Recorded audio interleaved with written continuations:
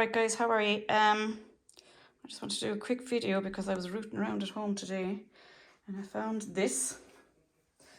And this is my Leaving Cert construction studies project, believe it or not. There's the proof in there. I don't know, can you read that? It says Carol Conway, because that's what I was then, Miss Conway. Leaving Certificate exam. And my exam number's on it. Is the year on it? I don't know. Hang on. Here's my little signature from at the time. No, the year isn't on it. So you won't know what kind of high mileage is on me. Might be in my book. That's the label on it anyway. That hasn't been moved since that time, 20 odd years ago. And yeah, it's an American flat-backed mandolin. Okay, made from maple at the back. Okay, with this, from what I can remember, is rosewood in here. I have to put it down to try and show you. So, whoa, that's rosewood. This is maple. No, sorry, I'm wrong. This is sycamore. This is sycamore from a tree actually that fell down locally at the time. My father cut it down. And then there is veneering. This is ebony just here for the nut. There is veneering then, just at the head of it, where the tuners are. And the veneer, I think, is rosewood again. I can't remember. I'll know now in a minute. It's all written into my folder. And there's a little bit of inlay around the sound hole. And yeah, I'm trying to remember now exactly what it's doing. It's a little bit a while ago. I can't even remember what the front is made from.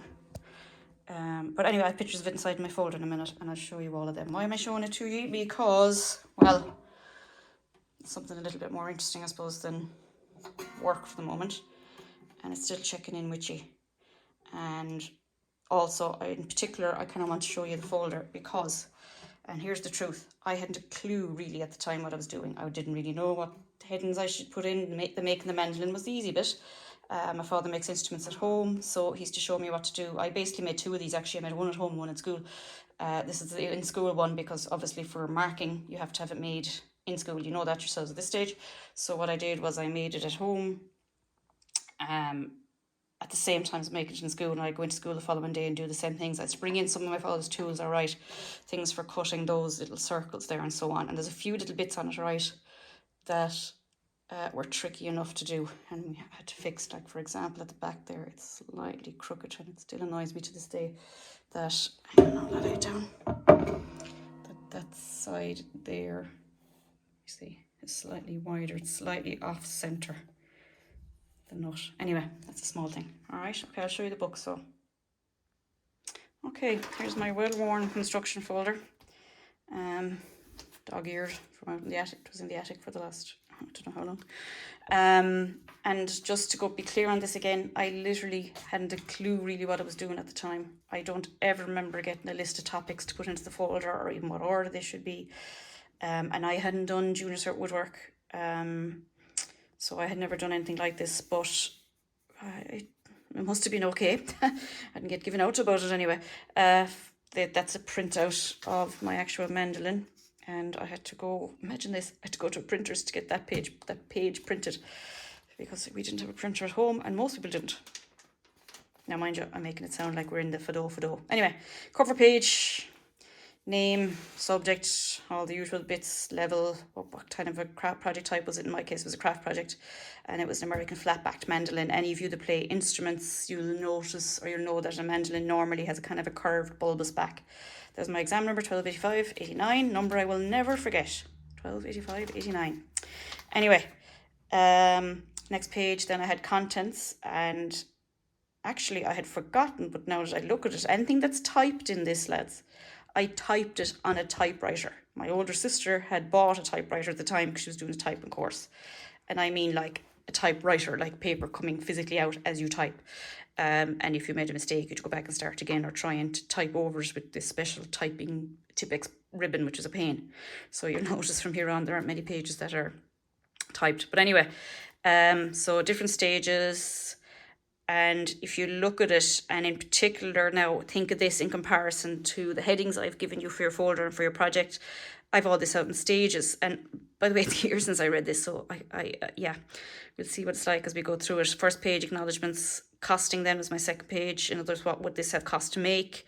And then I have literally the stages of how it's made. Now I notice I have no history, I have no research really in it. Yeah, I wouldn't have been told that time to do them either. I don't know. Our teachers seem to be very much do it yourself, lads. Off you go. Anyway, let's keep going. Oh yes, we're into handwriting. Wait till you see my fancy handwriting. I don't have handwriting like that now. So all handwritten, and I'm pretty sure because I was that type of person, I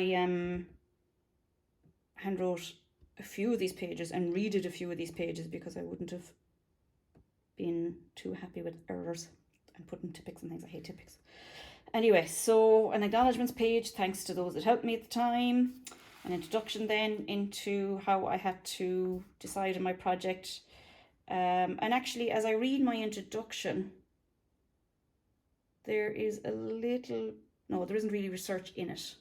Okay, I had to decide what type of project to do for my leaving cert in construction studies. I'm interested in music. So I used to play the violin at the time, by the way, lads. And the reason I didn't make a guitar, I suppose, is apart from the size, a mandolin tuning is very similar to a violin. Actually, it's the same tuning, only that it's twice the amount of strings. So if you look here, there are 8 strings. Well and truly out of tune strings, but there are 8. And in a violin there's 4, but these 2 strings, if this was in tune, would be tuned to the same tuning, and so on. Okay, so that would have been that. And it was just small and easy to manage. So that's what that was about. To decide what kind of instrument I wanted to make. And we decided on this. So an American flatback mandolin, same size as a violin, so easily carried, and I'd be able to play it. And construction is very similar to a guitar construction. Now, this, I suppose, to be quite honest, I'm going to be a bit of a weirdo here and a little bit of full of myself, because I am so fond of that sketch. And actually, when I look back at it now, I'm surprised even that I did it, because in my own head, God, I mustn't have been able to do anything back then. But look, there it is. So it's a sketch of the mandolin in what's that called? Exploded view. So back of the mandolin, body of the mandolin, including the sides, the neck, the front, the fingerboard, and all the little parts. And God, even the tiniest little writing I had. It's like mouse writing. But anyway, yeah, I'm pretty proud of that sketch. Let me zoom in a little bit for detail there. Okay, it'll only zoom in so far before it starts going fuzzy now. But yeah, pretty proud of that. So an exploded view of what I was doing. Costing then in pounds. God, you're really going to think there's high mileage on me. Okay, so the back and the nuts. Oh, here we are. They were sycamore from a local tree. Yeah, local farmer. It would have paid about £9 for that bit of timber. £9, wow. The front was spruce. The neck was rock maple. Okay, by rock maple, a little bit harder than normal. Fingerboard and bridge was rosewood, which would be similar in a violin for any of you that are violin players. The end blocks and the struts are all spruce. The tantalones, now I'll be showing you them in a minute, they were made from mahogany. Pound, my goodness. The bindings and the heel decoration was made from ebony, £3. Sound hole decoration, which is called it was violin purfling I used, but it was for inlay basically, 92p. How did I even notice 92p? Anyway, head veneers and back reinforcement, rosewood and walled veneer.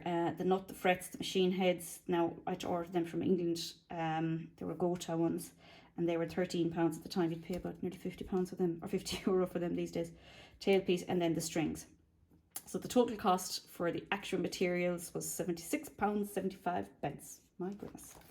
Anyway, here we're into the photograph bit. And again, another drawing that I am very proud of. Mind you, I still love drawing. Oh, I love tech graphics stuff and tech drawing back in the day.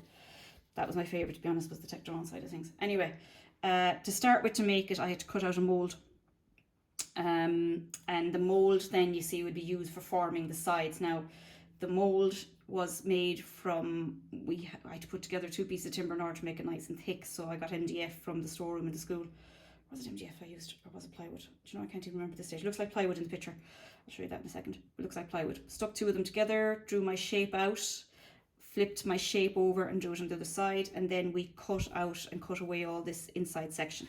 So we were left with this mold, okay? And the mold then at the top of it contains, now this is a very dark photo, so it's not just the video here that's dark, but the mold at the top has just two wing nuts here at the side so that you could tighten it in and out. So this came apart, so it was in two parts, glued at the bottom, okay? And as I said, my first stage was, well, how do I make the mold? And I took some scrap plywood, scrap plywood, 12mm thick, so then it was 4 rectangles, 2. So it's all written in there. So in detail how I made it, okay? And then, next page then, me in my old 1990s school jumper. Well, not school jumper, but the jumper we still wear in the 90s. Next sketch was a picture of the sides. So the sides were 60mm by 450mm. Now, bear in mind, actually, as I go through this, that whatever about the research side of things and the project and all of that, a project report should read like a book on how to make your project. So someone else should be able to make a mandolin if they've read this. So just, actually I think I pointed this a second ago and the camera wasn't on it. But anyway, 60mm by 450mm.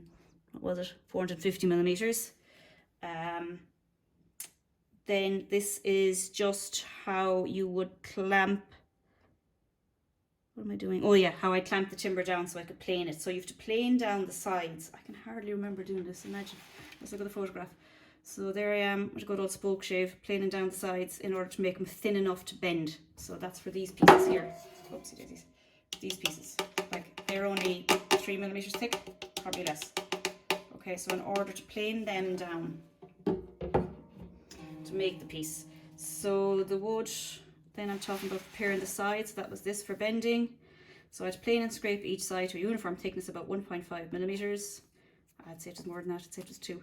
Clamp them to the bench and plane the direction. So that was that. Next sketch, and again another sketch I'm quite proud of. Anyway, this is actually quite interesting. This is how you bend the sides. This is the same as a guitar. So you take your 2mm material that you've now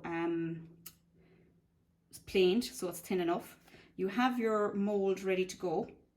Okay, and you have, well, what my father used to use, but you can buy machines to do this too, as in you can buy an actual setup for it, but all he used to use was a metal pipe, blowtorch inside under the pipe.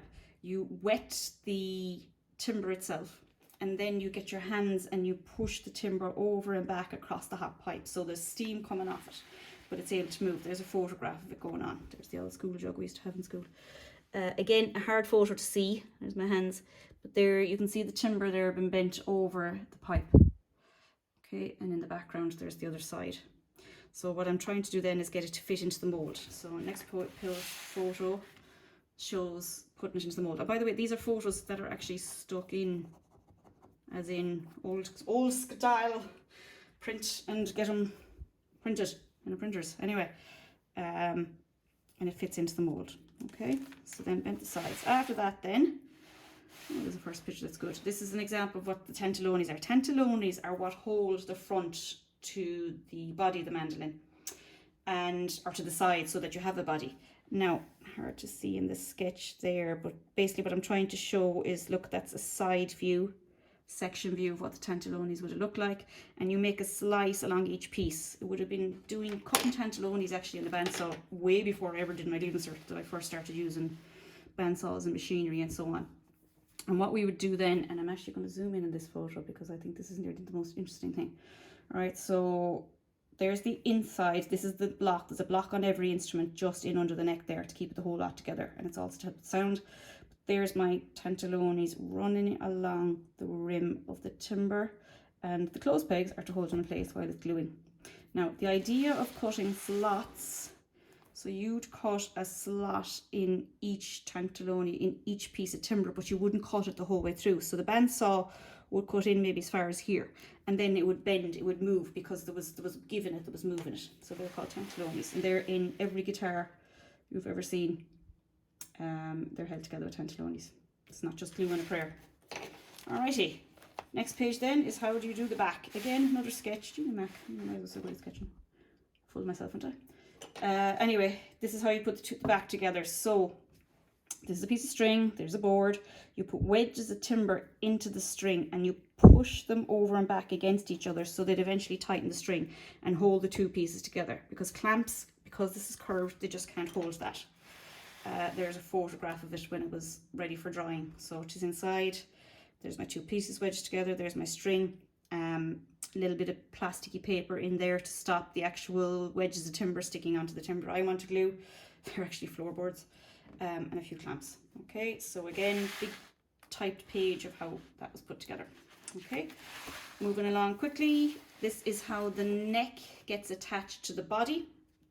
So you have a block, and actually, sorry, sorry, this is how I did the sound hole.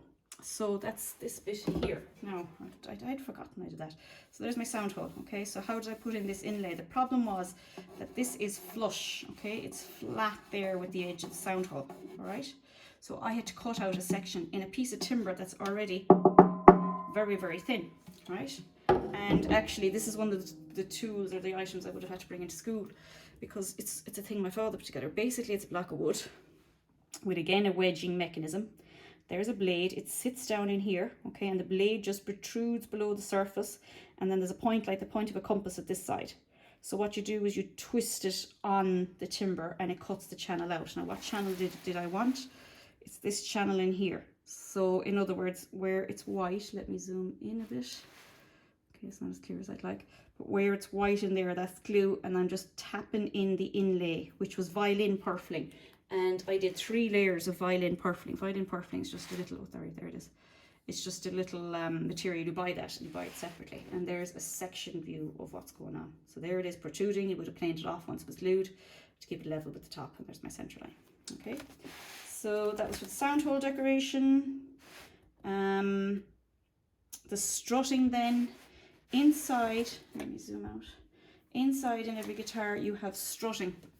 It's what makes up the sound, and different guitars are strutted a different way to change the sound, whether to make it more bassy or more treble, or depending on what timber you're using. There's a whole science around it, and there's also a whole kind of trial and error about it. But anyway, the strutting is to brace the underneath the timber, not only to provide strength, but also to provide strength to keep it light and to make the sound better. So a strut is always thinned down. They're usually kind of oval in shape, parabolic in shape, and they're thinned down towards the edges here. So if you look at these ones, these aren't thinned yet, they're still straight up. Whereas when I had done a bit of work on that, and that's, by the way, a piece of carpet I brought into school to put the piece on top of so that I didn't damage the timber while I was working on it. But there is a little kind of a slope taken off each side so that you can fit it into the edge of the timber. There's also a layer of veneer down here just to hold the whole lot together. Okay, makes it a bit stronger, a bit more rigid. Okay, so that's the strutting. Last thing then, or not last thing, or certainly one of the last things, putting the body together. This is becoming a very long video. I thought I was only going to give you a gander. There's my strut that I have shaped in the previous page. And there's a little section cut out in the tantalone. Look, there's my tantalone moving along the inside of the rim of the guitar. Cut taken out of it. Strut sits down into it. All is well with the world. And then down here, there's a section through the inside of the mandolin. And you can see there's a tantalone, there's my struts, and a clamp to hold the whole lot together. Or, as we actually ended up doing, the clamp was too strong, so we taped the outside together, and also taped within the edge here are some more violin purfling. Look, here it is again on the edges to make it nice, a bit of banding basically. Okay, make it look nice but also give a bit of strength. Okay, moving on. Sketch of the neck. Now this is probably the first thing you'll recognize as being typical woodwork. It's a dovetail joint. The neck is held on with a dovetail joint. So in here, right, you can't see it, but originally in here, there's a dovetail joint cut off. If I took off the back, you would see that section of timber, that solid section of timber with a dovetail cut out in it. And the neck just dovetails into that to match. It comes home to it. So you can see, there's my, push it up a bit. There's my dovetail there. There's the center line of the neck, and it was actually, that's the little bit that I went wrong on that annoyed me. The actual neck itself, even though, and let me show you this carefully here, even though if I turn it, there it is. Okay, so there's the neck, right? But if you look at it, there's an angle. Now, this was all made from one piece of timber, but it wasn't all just chopped out of one piece of timber. What I did, and what everybody does, in order to get that angle, right, is you take your section of timber, you slice it at the angle you need, and then you pick up that timber and turn it over. Let me zoom in on the sketch. There it is, look at it. So it gets turned over and reflected, and you glue it there. and you end up with that slope on it, and that's the section then you cut the dovetail into. Right, am I getting to the end yet? Oh no. Okay, there's the sketch of the head before I cut the shape into it. There's the shape that we put on it. So made a template. Oops, sorry, you can't see that. Let me zoom out. Okay, made a template for the neck. There it is. And that's what the neck looked like when you were looking down on it. Okay, so I shaped it. So I spent a long, actually that was nearly the hardest thing to do from what I remember. The most tedious thing was shaping it. So there's a picture of it sticking out the vise, neck with the veneer on it. There's my little dovetail joint at the top. And yeah, lots of sawdust around in order to make it work. And then there's a view of what's going on at the end of the mandolin. Okay, now, do you know what I'd say to myself if I was going back and looking at this again? Yeah, I love my sketches, but wouldn't it have been so much nicer if I had just added a little bit of colour? Couple of the browns or the beiges, you know yourselves at this stage from seeing it in school. Anyway, next thing then was to make the fretboard, which was made from rosewood, I think. Yes, fingerboard made from rosewood. There's a sample of a fret, okay, and that's the shape of it from the side, the cross section of it. And what happens to the frets? Well, they are fitted to the fingerboard. You cut a slot, fret slides in, you glue it in place. Now, frets are actually far more important than they look or than the size of them, because if you are not accurate with the fretboard, it won't be in tune. That's the first thing. Or sorry, the fingerboard, it won't be in tune. But equally, if the frets are loose, it makes a buzzing sound. Any of you that have guitars or instruments, if there's a buzzing sound coming off it, it's most likely that you have a fret that's loose. Okay, the fret position, I've all the maths written in there for the fret position. And again, if I was talking back to myself back in the day, if I was able to talk to myself, I would have said, rather than keeping all that inside in a paragraph, break that out into just a section on the maths on its own and talk about it. But basically, in order to work out the distance to the first fret, you're dividing everything by 18. So 355 millimeters was the length of my board divided by 18, and I got 19.2. And then they're all decreasing by that. Now, I did get it lacquered. Okay, so there's me spraying it with lacquer, but it is lacquered. Okay, kind of like you'd spray a car. Same sort of thing. It gives a good finish, and it gives a finish that lasts for life.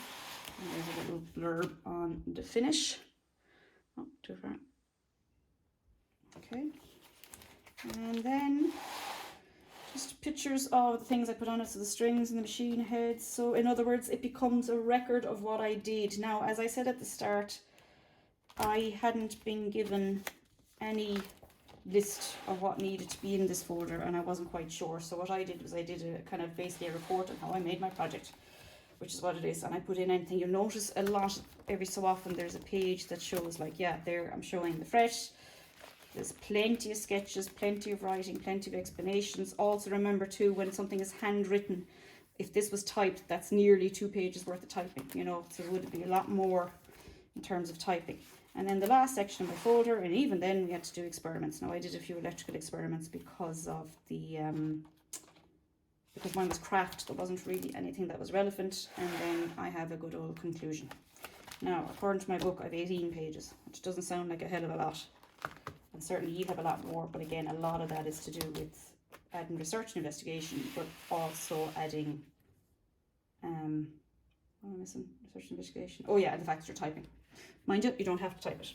I think that, even though it's handwritten, I think it looks fairly tidy. So yeah, so I just wanted to show you that. One, I suppose it's something interesting in comparison to what you're doing at the moment, and I thought it was a good idea. I've been looking around the house really, both for you and for the woodwork classes, to try and figure out is there anything I can do on the camera to help us progress with our woodwork. This probably doesn't progress with your woodwork, but look, it's an interest for you anyway. Yes, I have made a construction project. Yes, this is what it looked like. No, I felt like I was poking in the dark a lot, so therefore I wasn't quite sure what I was doing, which I'm sure some of you are feeling at the moment. But the main thing is, no matter what, at the moment, we're not able to work on our projects in school, but you can get sketching done. You can get any amount of drawing done at this time, and it's relaxing. Sketch, draw, write. Even if it's only to write down what you're thinking about, even if it never makes it into the folder, by writing it down, it starts you thinking and starts you figuring it out. So yeah, that was mine anyway. And later on, or maybe tomorrow it might be, I'll be posting you a video on the question I gave you the other day. But other than that, I hope you enjoy this. Okay, thanks guys, bye bye.